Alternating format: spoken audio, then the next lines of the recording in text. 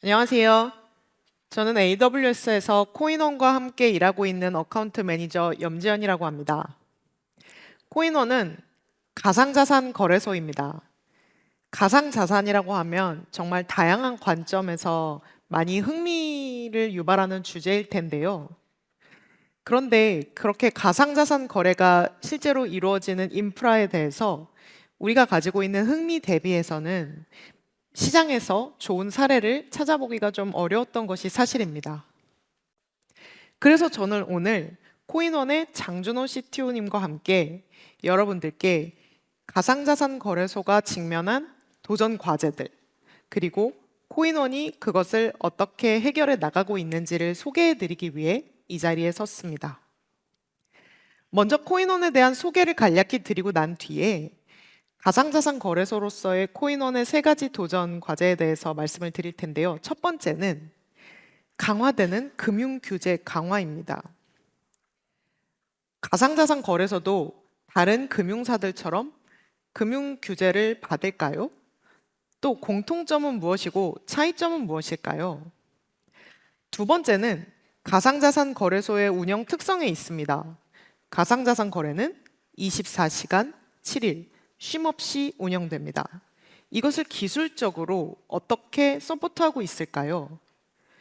마지막 세 번째로는 예측이 불가능할 정도의 변동성이 큰 트래픽인데요. 이것을 코인원은 어떻게 제한된 자원과 인력으로 효율적이고 또 효과적으로 서포트하고 있을까요? 이러한 세 가지 도전 과제들에 이어서는 코인원의 무중단 서비스를 위한 노력에 대해서도 이어서 말씀드리겠습니다. 기덥스를 통한 상시 배포 환경, 카펜터 적용, 오토 스케일링 전략, 그리고 큰 데이터 처리 전략까지 아마도 이 자리에 계시는 모든 분들의 공통된 고민들 중에 하나일 거라고 생각합니다. 마지막으로는 이 모든 솔루션을 코인원이 어떻게 조직 내 DNA에 내재화하여 문화화하였는지, 또 그러한 문화를 향유하는 코인원은 어떤 가치를 창출해 나가고 있는지도 함께 말씀드리겠습니다. 자, 그러면 이제 코인원의 장준호 CTO님을 무대에 모셔 본격적인 이야기를 시작해 보겠습니다. 박수로 환영해 주시기를 부탁드립니다. 네, 안녕하세요. 코인원에서 CTO를 맡고 있는 장준호입니다. 네, 코인원은 2014년부터 가상자산 거래소를 출범을 했고요. 현재 업력 10년을 자랑하고 있습니다. AWS와는 2015년부터 스타트업 프로그램을 통해서 도입을 결정을 했고, 처음에 IDC 환경에서 마이그레이션을 시작해서 현재는 거의 100%에 가까운 AWS 환경, 클라우드 환경을 이용하고 있습니다. 네, 앞서 지연님께서 설명을 해주셨는데요. 코인원은 가상자산 거래소로서 정통 금융권과는 약간 다르게 24시간 365일 운영되는 특징을 가지고 있습니다. 예를 들어서 뭐 평일 야간에 나스닥 시장이 열리곤 하는데 그 나스닥이 오르고 내릴 때마다 코인원에서도 비트코인 가격이 오르고 내리는 그런 패깅 현상을 볼 수가 있고, 휴일에도 어, 서비스를 운영하기 때문에 휴일에 만약에 SNS 등을 통해서 어떤 인플루언서가 어떤 코인이 오른다 등의 얘기를 하면 그것에 따라서 트래픽이 변화하기도 합니다. 그리고 두 번째로는 블록체인 월드로서의 첫 번째 진입 통로라고 제가 정의를 했는데요. 코인은 그 한국에서는 5개의 원화 거래소가 존재합니다. 그 원화 거래소를 운영을 하기 위해서는 특정한 라이센스가 필요하고 코인원은 그 라이센스를 갖고 있는 거래소 중에 하나입니다. 그래서 해외 거래소를 이용하거나 아니면 블록체인 월드, 그 디파이라고 하죠. 다른 서비스를 이용하고 싶을 때는 코인원에서 특정한 가상자산을 산 후에 비트코인이나 이더리움, 뭐 솔라나 등을 산 후에 해외 거래소로 출금을 하고 그 출금한 자산을 가지고 다시 재투자를 하는 방식을 거쳐야 합니다. 제가 어제 급하게 좀 사진을 여기다 넣었는데요. 홀리마켓이라는 서비스가 있습니다. 해외에서 굉장히 인기가 있는 서비스고요.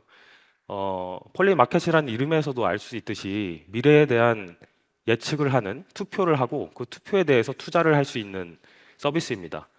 그래서 지금 뭐 트럼프 당선이 거의 확정은 됐지만 며칠 전까지만 하더라도 이 폴리마켓에서는 도널드 트럼프 대통령 후보가 53% 정도, 55% 정도, 즉 55센트에 투자를 할 수 있는 가치를 가지고 있었습니다. 그래서 어제 거의 확정이 유력화되면서 거의 100%까지 오르면서 이분들은 여기에 투자한 사람들은 거의 2배 가까이 투자금을 얻을 수가 있었습니다. 그래서 이런 식으로 해외에 투자를 하고 싶을 때는 코인원에서 원화로 가상자산을 구매하고 출금 후에 투자를 해야 합니다. 여기서 보이시는 화면이 코인원의 기본적인 거래 화면인데요. 오른쪽에 보이시는 게 일반적인 거래 종목, 비트코인, 테더, 도지코인, 이더리움 이렇게 보이고 있고 가격도 보이고 있습니다. 이 사진도 어제 제가 급하게 추가한 사진인데요. 어제부로 비트코인 가격이 사상 최고가를 돌파하면서 우상향하는 모습을 볼 수가 있고 차트가 이렇게 나오고요. 하단에는 거래 좀 잘리긴 했는데요. 거래 현황을 볼 수 있는 오더북 그리고 매수 매도를 할 수 있는 거래 창이 있습니다. 이렇게 기본적인 거래 플랫폼을 제공함과 동시에 다른 새로운 도전들을 하고 있습니다. 랭킹전이라고 하는 서비스를 최근에 오픈을 했는데요. 보통 증권사에서는 투자 대회를 합니다. 일정 기간 2주에서 한 달 정도 두고 투자자들이 투자 대회를 통해서 거래량이나 수익률을 가지고 경쟁을 하곤 하는데 저희는 상시 이런 랭킹전을 하기 위해서 오픈을 했습니다. 그래서 일주일에 한 번씩 새로운 이벤트가 열리고 이 이벤트 안에서 서로 거래자들이 경쟁을 하고 경쟁에서 순위에 들면 리워드를 받아갈 수 있는 서비스를 오픈을 했습니다. 그리고 오른쪽에 보이시는 게 커뮤니티 서비스입니다. 토스 증권이나 카카오 증권, 증권 플러스 등에서 비슷하게 선보인 서비스인데요. 저희는 거래 종목에 따라서 비트코인이나 이더리움이나 그런 이슈가 발생하거나 투자에 대한 견해를 나누거나 정보를 공유하는 자리로 게시판에 있고요. 그리고 좋아요나 댓글 달기를 통해서 서로 소통을 할 수가 있고 그리고 아케이드 형식으로 비트코인이 오를까요, 내릴까요? 투표를 할 수 있고 그리고 오른쪽에 보이시는 부분이 자기가 가지고 있는 종목에 대한 수익률을 쉐어하면서 자랑을 할 수도 있고 이제 내려가면 위로도 받을 수 있겠죠. 그런 부분들을 제공하고 있습니다. 네, 그리고 코인원의 자랑이라고 하면 항상 코인원 앞에 붙는 수식어가 있는데요. 10년 동안 창업 이래로 보안 사고가 한 번도 없었다는 점입니다. 즉 해킹 사고가 없었다는 거고요. 저희는 ISMS라는 그 보안 규제를 받고 있는데 정통 금융권도 다 이거를 받고 있지만 저희는 가상자산에 특화돼서 별도로 받고 있습니다. 이러한 노력으로 작년 정보보호 대상에서 대상을 수상하는 영예를 얻었습니다. 그리고 두 번째로 투자자에게 폭넓은 가상자산 선택권을 제공하고 있습니다. 저희는 270여 개의 가상자산을 상장해서 제공하고 있고 7종의 스테이킹 서비스, 최근에 하나 더 오픈해서 8종인데요. 스테이킹 서비스를 제공하고 있습니다. 스테이킹 서비스는 예적금과 같이 가상자산을 예치해 두면 리워드를 받는 서비스입니다.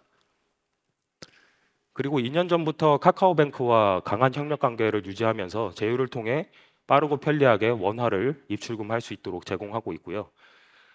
앞서 설명을 드렸었는데 저희는 강화되는 규제에 대해서 대응을 하고 있습니다. 특히 올해 7월부터 이용자 보호법이라는 규제가 강한 가상자산에 특화된 규제가 들어오면서 기본적으로 자금 세탁 방지법에 의해 고객 확인 등의 규제 준수를 하고 있고 이를 통해서 규제만 준수하는 것이 아니라 투자자 보호를 위해서 고심하고 있고 결론적으로 안전한 거래 환경을 제공하기 위해서 노력하고 있습니다.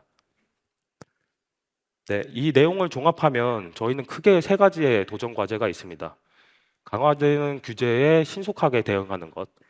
사실 규제만 대응한다고 해서 저희 회사가 살아남을 수는 없습니다. 그래서 규제 대응함과 동시에 어떻게 빠르게 서비스를 개발하고 유저에게 제공하는가. 이게 저희의 굉장히 당면한 도전 과제이고요. 그리고 쉴 새 없는 24시간 365일 운영을 해야 되는 환경에서 어떻게 효율적으로 인프라 운영을 해야 되는가. 이게 당면한 과제고 그리고 비트코인이 사상 최고가에 가거나 SNS에서 누가 어떤 특정한 말을 할 때 트래픽이 몰리곤 하는데 갑작스럽게 몰렸다가 줄어들었을 때 어떻게 스케일링을 하는가 이런 도전 과제가 있습니다. 규제에 대해서 약간 디테일하게 들어가 보면 이 회색 배경으로 표시된 부분이 정통 금융권과 비슷한 부분입니다. AML, 즉 자금 세탁 방지법에 의해서 KYC와 CDD, EDD 부분이 굉장히 공통적이고요. 보통 이제 주식 서비스를 이용해 보신 분들은 아시겠지만 신분증 인증을 한다든지 그리고 투자 목적이라든가 뭐 투자할 때 자금 출처를 소명하는 일이 발생합니다. 저희 코인원도 마찬가지로 투자를 하기 위해서는 그런 정보들을 모아야 하고 그게 정합한지 정합성 체크도 합니다. 빨간색으로 표시된 부분이 블록체인 가상자산 거래소로서 받는 규제 중에서 좀 특이한 부분입니다. 가상자산 블록체인의 특성상 해킹을 당하면 되돌릴 수가 없습니다.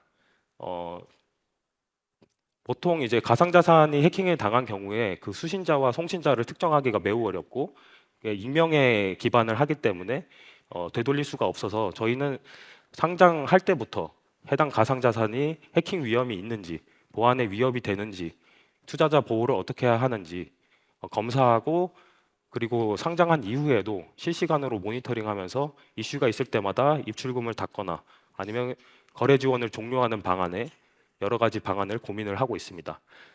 그리고 밑에 KYT라고 표현이 된 부분이 있는데요. 이제 블록체인 상에서 그 정보를 주고받는 최소한의 단위를 트랜잭션이라고 합니다. 이것으로 수신자와 송신자를 알 수가 있는데 수신자와 송신자를 알아야 저희가 특히나 국내에서는 트래블이라고 하는 입출금 모니터링 규제에 대응을 할 수가 있습니다. 그렇기 때문에 이 정보를 수집하고 있습니다. 네, 24시간 상시 운영을 하기 위해서는 이러한 아키텍처를 구성을 하고 있습니다. 일반 금융권 아키텍처와 비슷하게 채널계, 계정계, 대외계 이런 식으로 나눌 수가 있는데요. 저희는 이것보다도 MSA 구조에 굉장히 지향점을 두고 있습니다. MSA 구조를 가지는 이유는 예를 들어서 저희의 핵심 로직은 거래 로직이라고 할 수 있는데요. 거래 로직을 보호하기 위해선 예를 들어서 알림 API가 다운됐다. 그래도 거래 서비스는 항상 돌아가야 하기 때문에 MSA 구조를 가지고 알림 API가 다운되더라도 페일오버가 잘 일어날 수 있게 다른 서비스에는 영향이 가지 않도록 하는 구조를 지향하고 있습니다. 그리고 빨간색으로 표시한 부분이 다른 금융권과 다른 부분인데요. 아무래도 블록체인을 다루고 있는 부분이기 때문에 블록체인 노드 또한 24시간 운영이 되어야 하고 상시 모니터링이 되어야 합니다. 그런데 입출금을 하기 위해선 블록체인 노드와 항상 통신을 해야 되는데 이 부분에 장애가 있을 경우에 문제가 발생할 우려가 있어서 이중화를 항상 고려하고 있습니다. 네, 여기 간단히 보이는 차트가 장 상황에 따라서 또는 해당 어떤 특정한 뉴스에 따라서 트래픽이 달라지는 모습입니다. 2019년부터 현재까지 표기를 해봤는데요. 2019년에는 하락장, 보합장, 이게 2020년 초까지 갔었습니다. 이럴 때는 평상시 트래픽을 유지하다가 2021년에 그 코로나 발발로 인해서 이제 미국에서부터 금리가 내려가고 자본이 풀리면서 불장이 크게 왔었습니다. 그래서 거의 10배 가까운 트래픽 발생을 했고요. 그 사이에도 이제 간간히 트래픽 발생이 있었고 뭐 비트코인 현물 ETF가 뉴스에 나거나 비트코인 최고가가 갱신할 때 등의 갑작스러운 트래픽을 맞이할 때가 있었습니다. 그래서 저희는 스테디한 트래픽을 가정하고 인프라 구성을 하는 것이 아니라 유연하게 인프라 구성을 해야 하는 과제가 있었습니다.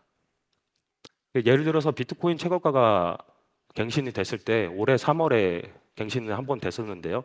그때 새벽에 짧은 시간에 한 3시간, 4시간에 걸쳐서 3배 이상의 트래픽이 들어왔었습니다. 그리고 특정 코인이 이슈몰이가 되면서 상장이 됐을 때 4배 가까이 트래픽이 뛰었다가 또 다시 감소하는 이런 현상을 볼 수가 있었습니다. 그래서 이러한 당면한 과제를 극복하기 위해서 적극적으로 코인원에서는 AWS 매니지드 서비스를 도입했습니다. 2019년에 EKS 쿠버네티스 환경 전환을 성공으로 기점으로 MSK 카프카 도입 그리고 카프카 도입을 통해서 이벤트 드리븐 아키텍처를 도입했고요. 그리고 최근에는 컨트롤 타워 도입을 해서 약간 늦었긴 한데 전체적인 계정 통합을 했고 마지막으로 AWS IAM 아이덴티파이 센터를 도입하면서 보안 효율성까지 증대하려고 노력하고 있습니다. 네, 이런 식으로 강화되는 규제에 신속하게 대응하면서도 유저들에게 빠르게 저희가 보여주고자 하는 서비스를 제공하기 위해서 AWS 매니지드 서비스를 적극적으로 활용하고 있습니다. 저희가 매니지드 서비스를 선택한 이유는 어, 이 아이스버그 형태로 좀 표현을 해봤는데요. 온프레미스 환경에서는 그 라이센스 비용만 내면 뭐 될 것처럼 보통 보이지만 실제 운영 코스트까지 생각하면 훨씬 비용이 많이 듭니다. 예를 들어서 특정 어떤 서비스를 온프레미스 환경으로 설치를 했을 때 업데이트와 보안 패치가 나왔을 때 신속하게 직접 대응을 해야 되고요. 엔드 오브 라이프가 됐을 때 또 업데이트를 또 해야 되고 다운타임이 발생했을 때 페일로버도 직접 커스터마이징 해야 되고 이런저런 이슈들이 있습니다. 반면에 매니지드 서비스를 하면 초반에 이제 테크니컬 어카운트 매니저와 같이 도입을 하면 이제 트레이닝을 조금 하고 나서는 거의 할 게 없습니다. 이제 매니지드 서비스에서 시큐리티 패치라든가 뭐 EOS 관리라든가 이런 거 다 해주기 때문에 적은 인원으로 많은 인스턴스와 개발 환경을 운영할 수가 있었습니다. 그래서 저희는 4명의 데브옵스 엔지니어가 있고요. 700개가 넘는 인스턴스를 매니지드 서비스를 통해서 효율화해서 운영하고 있습니다. 네, 하나의 예로 저희는 MS SQL과 MySQL을 사용했었는데요. 현재도 사용하고 있고 이것을 전체적으로 오로라 MySQL로 전환하려고 하고 있습니다. 오로라 MySQL은 대표적인 RDS 매니지드 서비스고요. 오로라 MySQL로 전환 후에 퍼포먼스까지 향상되는 효과를 누릴 수 있었습니다. IOPS 처리량이 2배 증가했고요. 그리고 추가로 페일오버 소요 시간이 60% 단축했습니다. 그래서 이런 매니지드 서비스로 가면서 운영 코스트를 줄이면과 동시에 퍼포먼스까지 잡는 2가지 효과를 누릴 수가 있었습니다. 네, 추가적으로 저희는 거래소를 넘어서 플랫폼으로 성장하고자 합니다. 그렇기에 아까 설명드렸던 커뮤니티 서비스를 빠르게 런칭하고 싶어 하는 니즈가 있었습니다. 이를 위해서 일반적인 게시판과 동일한데요. 이 아키텍처도 사실 특별한 것이 아니라 일반적인 케이스에서 사용할 수 있는 아키텍처인데 저희는 매니지드 서비스를 통해서 빠르게 구성하고 빠르게 배포를 했습니다. 그래서 엘라스틱 캐시 포 레디스를 이용해서 게시글이나 댓글을 작성했을 때 캐싱을 해서 레이트 리밋을 관리를 했고요. 그리고 사용자가 대량의 글을 읽을 때도 캐싱한 데이터를 먼저 읽도록 해서 DB 부하를 줄이는 전략을 선택을 했습니다. 그것뿐만 아니라 사용자가 작성한 게시글에 좋아요나 댓글을 달면 그 해당 사용자한테 알림을 줘야 되는데 그 이벤트를 발생하는 것도 MSK를 사용해서 컨슈머가 컨슈머해서 뒤에서 알림을 보내는 푸시 알림을 보내는 형태로 구성을 했습니다. 그리고 최근에 가상자산 시세가 오르거나 내리거나 할 때 알림을 하는 부분을 강화를 했는데요. 앞서 설명드렸던 레디스와 카프카 구성은 매니지드 서비스를 이용해서 동일하게 구성을 하고 여기서 특별한 점은 도큐멘트 DB를 도입했다는 것입니다. 정형화되지 않은 데이터를 다루기 위해서 도큐멘트 DB, 즉 NoSQL을 도입하면서 빠르게 서비스를 런칭할 수 있었습니다. 네, 저희는 24시간 운영되는 서비스이기 때문에 무중단 서비스를 위해서 노력을 해야 됩니다. 무중단 서비스를 하기 위해선 기본적으로 무중단 배포를 해야 될 텐데요. 기존에는 저희는 비트버킷과 뱀부를 통해서 시퀀셜하게 배포를 했었습니다. 개발자가 배포 커밋을 하면 이제 비트버킷에서 체크아웃을 하고 빌드가 된 후에 ECR에 이미지 도커 이미지를 올리고 데브옵스 엔지니어가 직접 배포를 하는 형태를 가졌었습니다. 이렇게 되면 환경의 의존성도 가지고 스케일 아웃도 불가능할 뿐더러 비용도 많이 들고 무엇보다 더 중요한 건 데브옵스 엔지니어가 직접 관여를 해야 되는 운영상의 코스트도 들었습니다. 그래서 저희는 결단을 통해서 GitHub 엔터프라이즈 도입을 하고 GitOps를 통해서 상시 배포 환경을 적용을 했습니다. 아까 2시 반 발표에서도 카펜터 내용이 나왔는데요. 거의 동일한 환경이고요. 근데 저희는 이제 이거를 배포에 적용을 해서 배포 속도를 빠르게 하기 위해서 적용을 했습니다. 그래서 GitHub 엔터프라이즈에서 개발자가 커밋을 하면 이제 자동으로 카펜터에서 그 리소스를 본 후에 늘려야 될지 줄여야 될지를 판단해서 노드를 스케일 아웃 인을 하고 그다음에 푸시를 하면 자동으로 개발 환경, QA 환경, 프로덕션 환경에 배포가 되는 성과를 얻을 수가 있었습니다. 그래서 빌드 속도와 노드 프로비저닝 속도는 증가하고, 당연히 속도가 빨라졌고 이제 개발자가 의존성이 없어서 업계에 배포를 할 수 있기 때문에 주당 배포 횟수가 증가했고요. 그리고 기존에 시퀀셜하게 배포하던 것과는 다르게 각자 개발 조직 또는 개발팀, 개발자 스스로가 빌드 환경을 구축할 수 있기 때문에 서로 간의 의존성을 줄이는 효과를 얻었습니다. 그리고 컴퓨팅 비용에서는 60% 절감이 있었는데 이것뿐만 아니라 인력 리소스가 덜 들어가기 때문에 추가적인 또 비용 절감의 장점이 있었습니다. 네, 다음으로는 오토 스케일링 전략인데요. 예측 불가능한 트래픽이 들어왔을 때 어떻게 오토 스케일링을 적시하느냐에 대한 내용입니다. 트래픽이 급증하는 경우에 기존에는 약간 수동이죠. 예, 데브옵스 엔지니어가 직접 파드의 개수를 보고 매트릭을 본 후에 몇 개를 늘려야겠다 해서 직접 쿠버네티스에 붙어서 파드를 늘리곤 했었습니다. 최근에 오토 스케일링 전략으로 캐다라는 툴을 도입을 했습니다. 그래서 트래픽이 급증했을 때 자동으로 매트릭을 뉴렐릭이라는 툴을 통해서 매트릭을 수집하고 그 수집된 매트릭에 저희가 지정한 어떤 산식에 의해서 스케일을 늘려야겠다 하면 캐다가 판단하고 스케일을 늘려줍니다. 네, 이것도 어제 가져온 사진인데요. 어제 비트코인 사상 최고가를 갱신하면서 사실 여기 저희 직원도 있는데 몰래 가져왔고요. 네, 여기 인프라 직원분들이 사실 비트코인 사상 최고가가 되면 항상 긴장을 하고 스케일 아웃에 대한 준비를 하는데 저희는 캐다를 도입했기 때문에 그냥 이렇게 쳐다만 봐도 알아서 스케일 아웃이 되는 그런 장점을 누릴 수가 있었습니다. 이렇게 되면 데브옵스 엔지니어는 모니터링을 하면서 다른 곳에 좀 집중을 할 수 있거든요. 그러니까 파드나 이런 노드의 리소스를 늘리는 것을 자동으로 해주면 모니터링하면서 저희는 DB 부하도 이제 상당히 오곤 하는데 이제 DB 부하에 집중을 해서 그런 문제를 해결하곤 합니다.